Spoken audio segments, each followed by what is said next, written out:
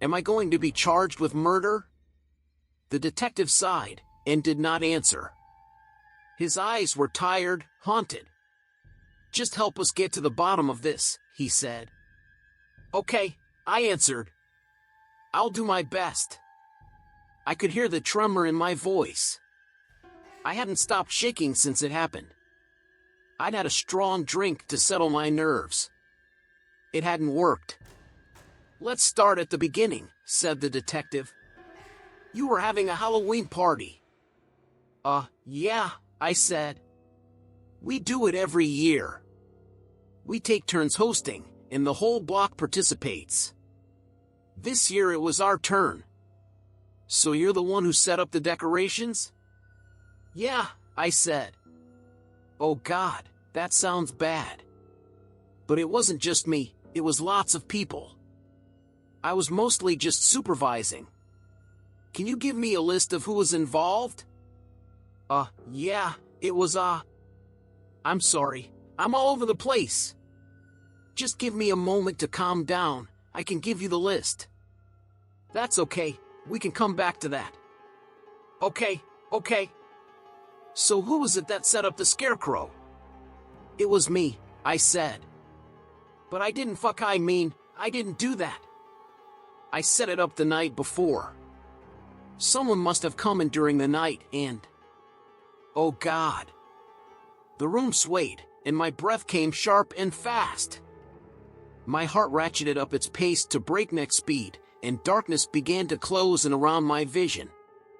Hey, the detective said, just calm down. You're hyperventilating. Take long, calm breaths. I did as he said. My heart slowed, but the panic remained. Thanks, I said. Do you think you can keep going? He asked. Yeah, I said, just give me a moment. My body convulsed with tremors, but in a few minutes, they had settled down to a mild shaking in my hands. I gulped down a hard knot in my throat. Okay, I said. I'm ready. So, the scarecrow. The detective prompted. The word filled me with dread. The scarecrow, I repeated numbly. It's a Halloween tradition. The neighbors said as much. You destroy it every year? Yeah, I said. Usually it's filled with candy and straw. Like a piñata. The kids beat it with sticks, and everyone has a good time. I just don't understand, God, why would someone do that? It's too early to speculate, said the detective. Right now we are just gathering the facts. When did you notice that something was wrong? Well, right away I noticed that the scarecrow wasn't coming apart as easily as it should have been. But I just thought that I had put it together too well, so I grabbed a stick and... Yes? I took a swing. The detective leaned forward. And then what happened? My shoulders slumped. My mouth was cottony and dry. And then, I said, the scarecrow began to bleed. And... there was a pregnant pause. The detective's eyes bored into mine, willing me to continue. He said nothing, and I had to fill the silence. It fell over, I said.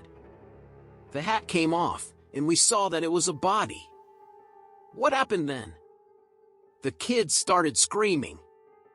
One girl started it, the Oakley girl I think, and then they all went off. We, the other parents and I, we pulled them all away. We called the police and well, that's it. You know the rest. The detective scribbled his last note and closed the fold-top notebook he'd been writing in. His eyes were hard, dull gray stone, impossible to read. When he spoke again his words were measured, careful. His voice was soft. What interests me, Mr. Johnson, he said, is that you haven't asked about your wife. The question caught me completely off guard. My wife? I said. She's out of town. Oh God, she's going to freak when she finds out what happened.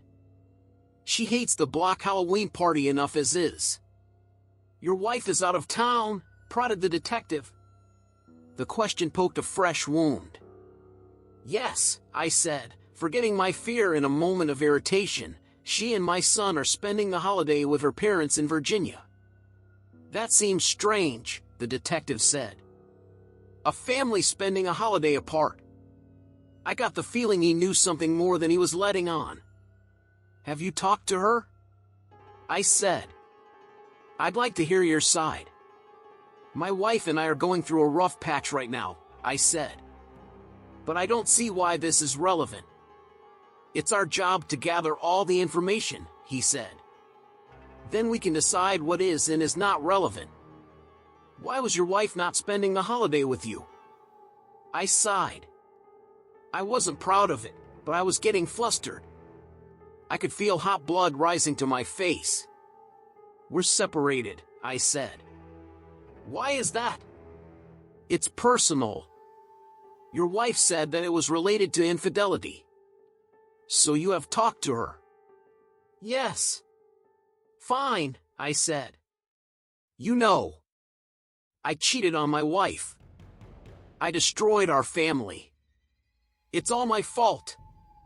Now I've had a hell of a day, so if you don't mind, can you please tell me what the fuck this has to do with anything? The detective paused. He spoke softly. Your wife is in police custody, Mr. Johnson. What? I am sorry to have to tell you this, he said. But she has rendered a full confession. A full confession for what? What the hell are you talking about? It happens occasionally in cases of separation, he said. One party feels the need to punish the other. Unfortunately, the children are sometimes used as a tool to that end. The realization hit me like a punch to the gut. The room swam. Bile rose in my throat. Oh God, I gasped. Oh God, no. I am afraid we have positively identified the remains as belonging to your son, Ben, he said. The scream died in my throat. I blacked out.